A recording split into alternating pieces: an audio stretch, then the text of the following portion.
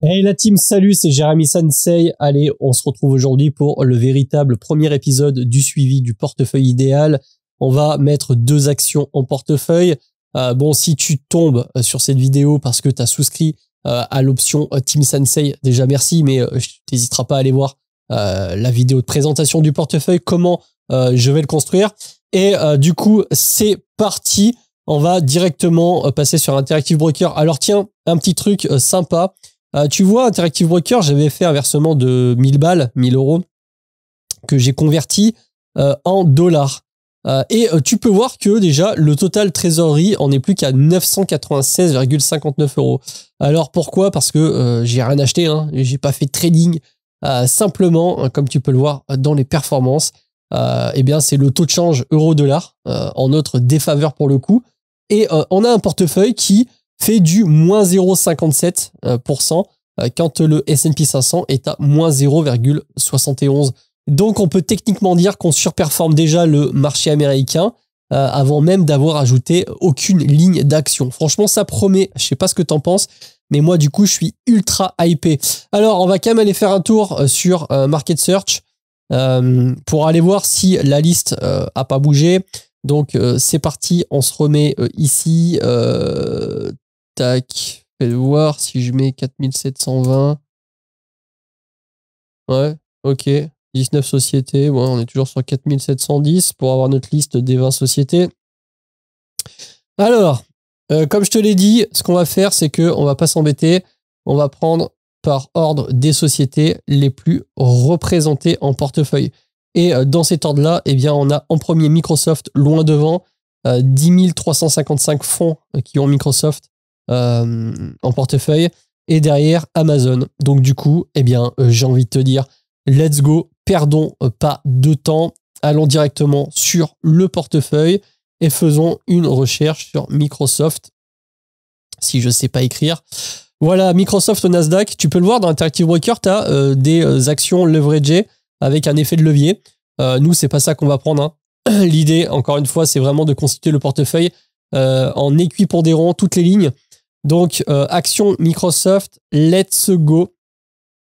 Peut-être plus tard. Donc, elle est à 449,37 $. Là, ce qu'on va faire, c'est qu'on va se poser aucune question. On va directement acheter pour 500 $ de Microsoft. Du coup, j'aurais peut-être pas assez sur Amazon. C'est pas très grave. On va acheter au marché. C'est pas grave, 500 et vas-y, on passe directement l'ordre d'achat, on fait OK.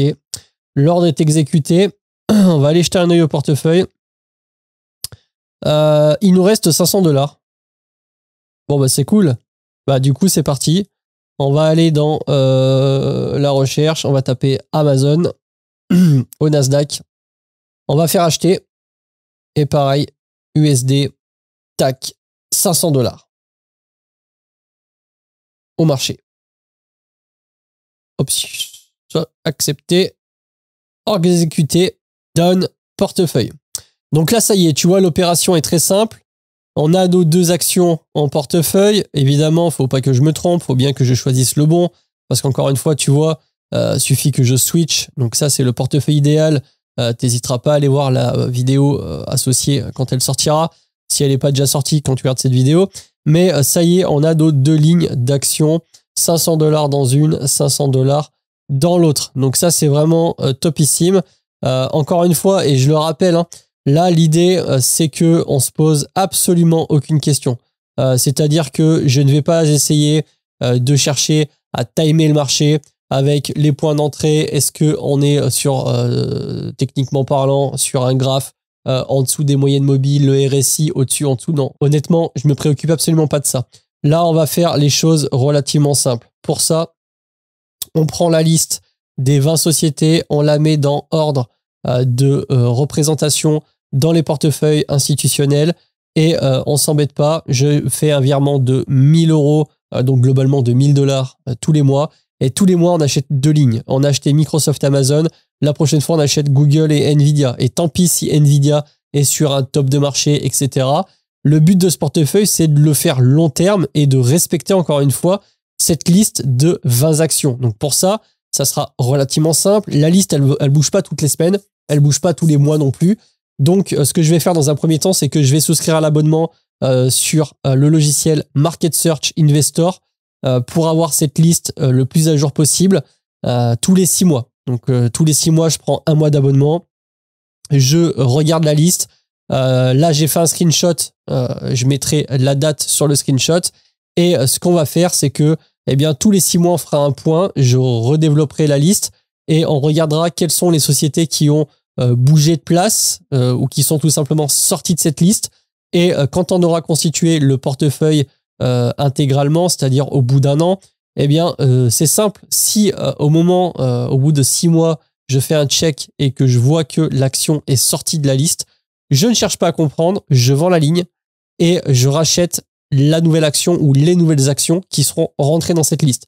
Le but, c'est vraiment d'avoir une sorte de stratégie automatisée qui ne fait pas appel à, tu sais, ton feeling. Ah tiens, je le sens bien. Ah tiens, on est sur des plus hauts, etc. Non, c'est vraiment de se mettre en mode botting, très clairement, et de constituer ce portefeuille comme je l'entends. Alors, pourquoi on va faire comme ça? Parce que ça fait un petit moment que je fais de la bourse. Je me suis quand même rendu compte à plusieurs reprises que quand j'essaye de timer le marché en me disant « Ouh là là, là ça pue, là, etc. » Franchement, j'avais quasiment jamais raison. C'est très compliqué et c'est pour ça que, encore une fois, j'ai choisi cette approche-là sur ce portefeuille. D'un côté, évidemment, le PEA. Avec les ETF, on se pose pas de questions. DCA pur et simple. De ce côté-là, ce portefeuille constitué des 20 valeurs les plus représentées en portefeuille. Et le truc intéressant, c'est que là, tu vois, tu es sur le logiciel Value Investing Screener. Franchement, ce logiciel, il est topissime. Si jamais tu as envie de faire du stock picking, si tu as envie de sélectionner tes actions, d'aller faire de la recherche, vraiment, ça vaut vraiment le coup de mettre quelques centaines d'euros pour avoir une licence sur ce logiciel. Si tu te poses la question, tu as le lien en description. Je te le rappelle, c'est un lien affilié, mais moi, ça m'aide énormément. Pas pour ce portefeuille en particulier parce que j'utilise que l'abonnement sur Market Search qui coûte 150 € par mois. C'est pour ça qu'on va pas le garder. Mais la licence sur ce logiciel, une fois que tu l'as, c'est à vie. Ça coûte de mémoire quelque chose comme 900 ou 950 €. Et l'avantage, c'est que tu peux faire quand même pas mal de trucs. Et surtout pour du stock picking. Là, j'ai refait le portefeuille idéal, comme tu peux le voir dans le logiciel avec les 20 actions. Bon, le premier truc qui frappe, c'est que tout est aux États-Unis. À part Meta, ça me le met en Allemagne, mais en réalité, c'est quand même aux États-Unis.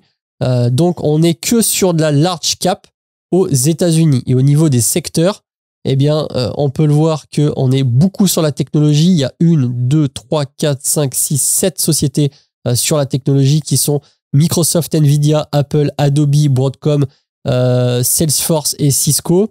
On a société healthcare, on en a 5. On a 3 boîtes dans la finance, Visa, Mastercard et JP Morgan. Consumer Defensive et Consumer Cyclic, on a Procter & Gamble, Amazon. Communication, Meta et Google. Basic Material, on a Lindy. Donc ça, c'est pas mal. On a vraiment une vue d'ensemble. Après, quand on clique sur chaque société, encore une fois, tu as déjà certainement vu ce logiciel sur ma chaîne. Mais on se retrouve avec les entreprises, les ratios, les différents les différents ratios, comme je disais, les différentes courbes de chiffre d'affaires. Donc, très, très intéressant. Alors maintenant, ce qu'on fait, bon, je l'ai déjà pré-rempli. On a mis dans le tableau Interactive Broker, eh bien, l'apport, donc 1 000 € au mois de juin. Alors, j'ai mis une valorisation de 1 000 € au mois de mai. C'est simplement pour faire tourner correctement mon tableau. Ça change absolument rien. Hein. Ce qui va se passer, c'est qu'au mois de mai, j'ai 1 000 €. Fin juin, on mettra la valorisation. On aura la différence. Ça nous donnera la perf de juin, même si je suis rentré au milieu, voire à la fin du mois de juin. Je l'ai marqué ici, début du portefeuille, le 23/06/2024. Donc, ça, encore une fois, c'est la date du début. Tu verras qu'on va s'en servir à terme. Là, du coup, si on met 1 000 €, ça nous dit que le portefeuille est à 0%, ce qui est totalement normal. Et encore une fois, on va remplir les valeurs. Donc, je le rappelle, et également, si le tableau t'intéresse, tu l'as en téléchargement dans la description de cette vidéo. On va marquer les apports et la valorisation. Ça nous donnera une performance et en fonction des années et l'apport total, la capitalisation, on aura la performance moyenne du portefeuille, la performance totale, et le CAGR. D'ailleurs, c'est pas... On va enlever PEA. Donc CAGR, c'est Compound Annual Growth Rate, c'est le rendement annualisé moyen. Donc ça, c'est vraiment la performance qu'on va chercher à avoir. Cette performance, techniquement, devrait être supérieure à celle du S&P 500. Et c'est exactement ce que j'ai envie de te montrer, ou pas, hein, dans cette vidéo. Jusqu'à maintenant, le backtesting a montré que quand on choisit les 20 valeurs, ça surperforme le S&P 500. Et moi, je me suis dit, eh bien, let's go, c'est parti. C'est un portefeuille que tout le monde peut faire. Il faut simplement aller chercher les bonnes infos et simplement être discipliné. On achète les mêmes actions, on se pose pas de questions. On vend quand l'action sort du portefeuille. Et du coup, eh bien, on a simplement à constituer notre liste et d'arriver à tenir dans le temps. Alors, ce qu'on va faire, c'est que une fois, tant qu'on y est, hein, vu qu'on est sur le premier épisode, afin que tu aies la trame, même si encore une fois, j'ai décrit le portefeuille dans le premier épisode, entre guillemets, l'épisode 0, donc tu iras le voir encore une fois si tu l'as pas vu. Mais on va choisir les 20 actions. Je vais tout le temps mettre 500 $ au moment où je vais rentrer dans les actions et on va faire un cycle comme ça. Et une fois qu'on aura les 20 actions en portefeuille, après, comment on va gérer les apports? Alors, j'ai pas encore réfléchi à la question et t'hésiteras pas d'ailleurs à me dire en commentaire, toi, comment tu vois la chose.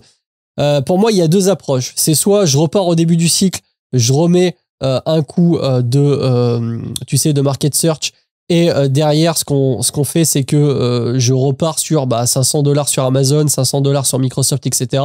Soit je peux faire un truc peut-être un peu plus intelligent. Une fois que j'ai ma liste de 20 actions, tous les mois, au moment de passer mon ordre, je regarde les actions qui ont le plus sous-performé et je renforce les positions pour essayer d'avoir des PRU qui sont lissés à la baisse sans trop décaler mon équipondération, à savoir que 20 lignes, donc 5% par ligne, dans l'idée générale, il faudrait pas que je dépasse 7-8% sur une seule ligne pour vraiment garder justement cette équipondération du portefeuille. Donc ça, c'est globalement l'idée. L'avantage, encore une fois, d'Interactive Broker, et c'est pour ça que j'adore ce broker, c'est qu'il y a la possibilité de comparer les performances par rapport à des indices. Par exemple, là, je peux très bien mettre le Nasdaq Composite, le MSCI, le Vanguard Total World, etc. Même s'ils y sont pas tous, franchement, il y a le S&P 500 et moi, ça me va puisque depuis le début, je cherche à surperformer le S&P 500. C'est le marché pour moi référent. C'est un petit peu le marché, pas mondial, mais c'est vraiment l'indicateur phare qui va un petit peu leader toutes les bourses du monde. On le sait, c'est assez compliqué de battre l'indice. On va rentrer tout ça en portefeuille.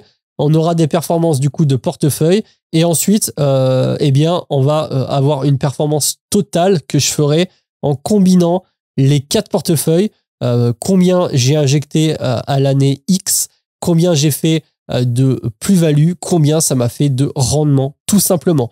Donc ça, c'est vraiment le truc qu'on va chercher à faire au travers de cette vidéo. Et je trouve que ça va être ultra intéressant.